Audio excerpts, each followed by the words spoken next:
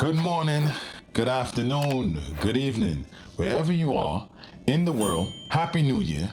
I didn't do any videos, however, I'm back. Later on in the video, he then shows a clip of Brad Garlinghouse talking about how he sees adoption happening. And Brad Garlinghouse, out of his own mouth, says he sees it happening where people don't even know that it has happened. Basically is what he's saying, right? He didn't say it in those words, but that's basically what he's saying. I can play the clip for you to hear him say it out of his own mouth. If I may just jump in, I agree with Yoni, and I will add to that. I think one of the things that I remain very bullish and excited about the next chapter. You know, I agree that the breadth of the bull cycle here, the length often changes, evolves. Sorry about the sirens outside.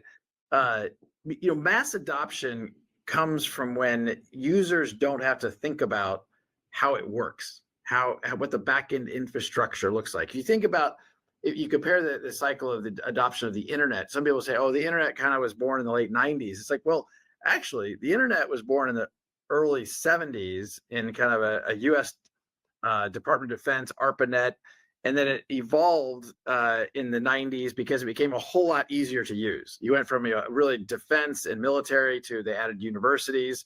Then along comes HTML and HTTP, and all of a sudden, and really SMTP, and all of a sudden it was now usable.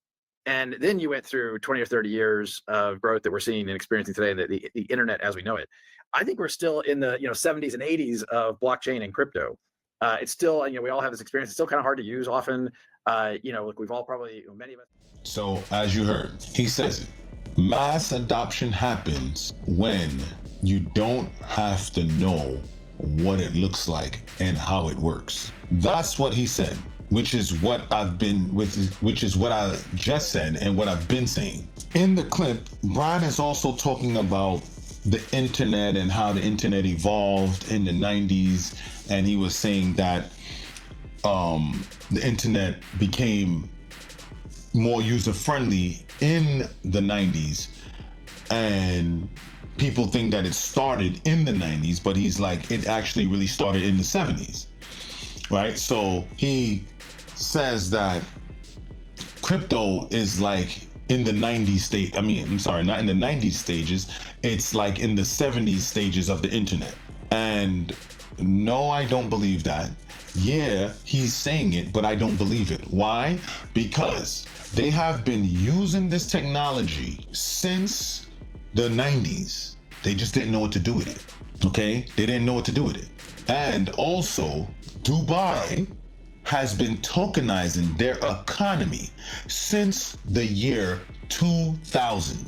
Not 2001, not 2002. 2000. Dubai has been tokenizing their country. We're not in the 70s when it comes to this stuff. When they talk these things, is because they want you to feel like we're still in the early stages. We're not in the early stages of this. We're past the early stages, way past the early stages. So when you hear all of this talk about, oh, it's gonna take another X amount of years, no, it's not.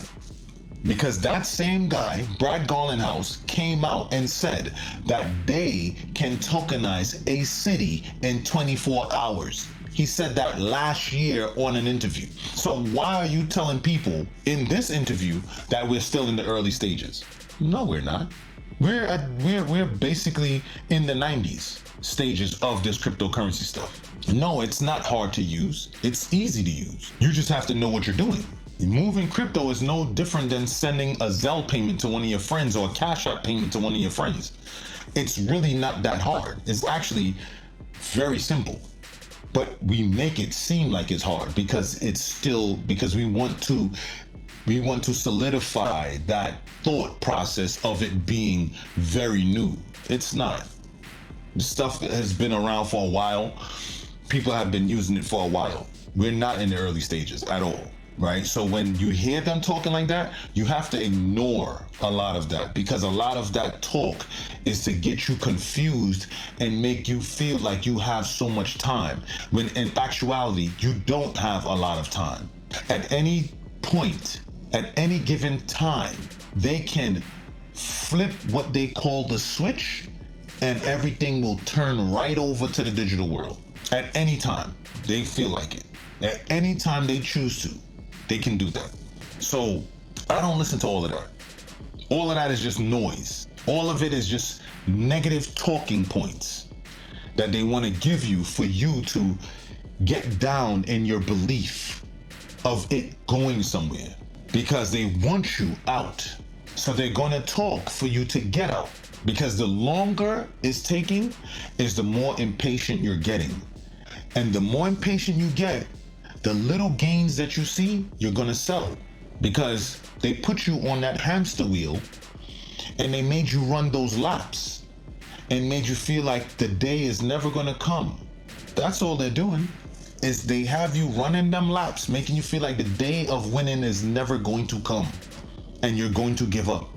The small win that you get, you will take that and run, because you're going to feel like this is not going anywhere.